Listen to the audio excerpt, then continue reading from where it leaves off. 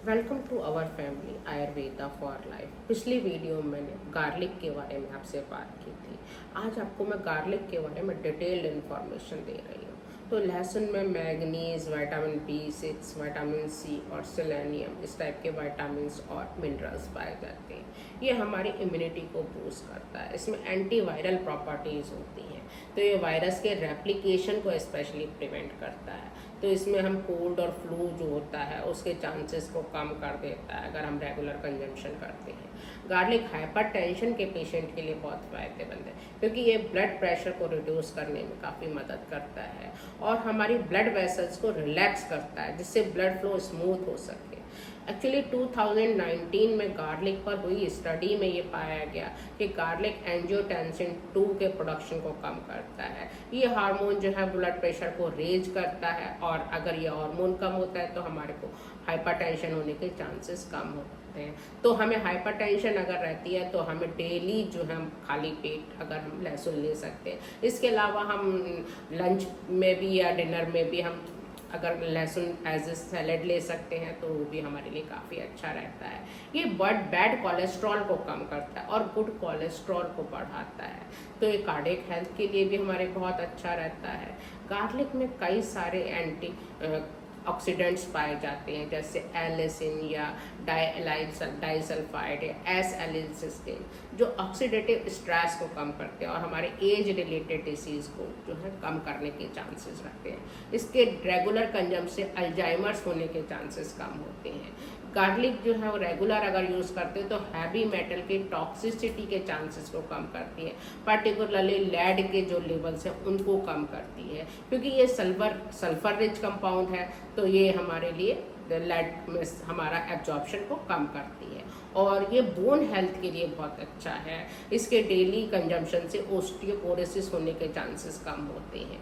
ये ऑस्टियोआर्थराइटिस के पेन में रिलीफ देता है, तो जो ओस्टियोआर्थराइटिस गाउट पेन क्या उनको है तो वो डेली जो है वो गार्लिक ले सकती हैं। गार्लिक रिच डाइट गैस्ट्रिक और कोलोरेक्टल कैंसर के चांसेस को कम करती है।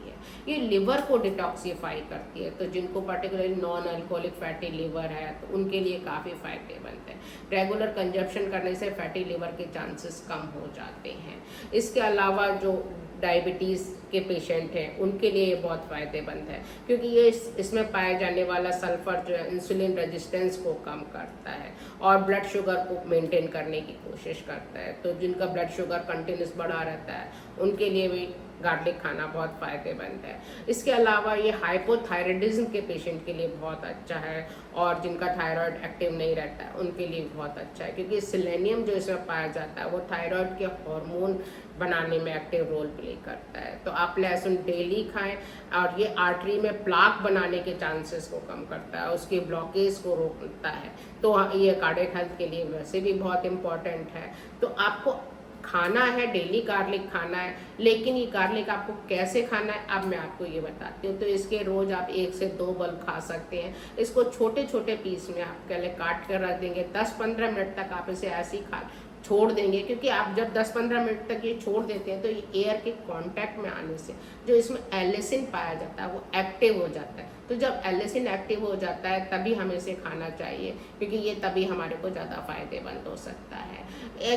अब मैं ये बताती हूँ कि किन लोगों को गार्लिक खाने से बचना चाहिए या बहुत ज़्यादा गार्लिक नहीं खाना चाहिए डेली रेगुलर बेस पर, क्योंकि कुछ लोग जो ब्लड थिनिंग मेडिसिन ले रहे हैं उनको इसे अवॉइड करना चाहिए, क्योंकि खून पतला करने वाली मेडिसिन लेने से आपको पहले भी खून पतला करने वाली से खून पतला रहता है, और गार्लिक जो है वो क्लॉट बनने के लिए चांसेस को कम करता है। जिनका जल्दी में सर्जरी प्लान हो रही है, जैसे वीक 10 डेज में किसी की सर्जरी प्लान हो, तो उनको भी गार्लिक खाने से बचना चाहिए, क्योंकि ये ब्लड को क्लॉट को बनने से रोकता है, इसलिए ऐसा नहीं करना चाहिए। इसके अलावा गैस एसिडिटी की जिनको प्रॉब्लम है उनको भी गार्लिक खाने से बचना चाहिए। डायरिया जिनको हो रहा है उनको भी गार्लिक नहीं खाना चाहिए।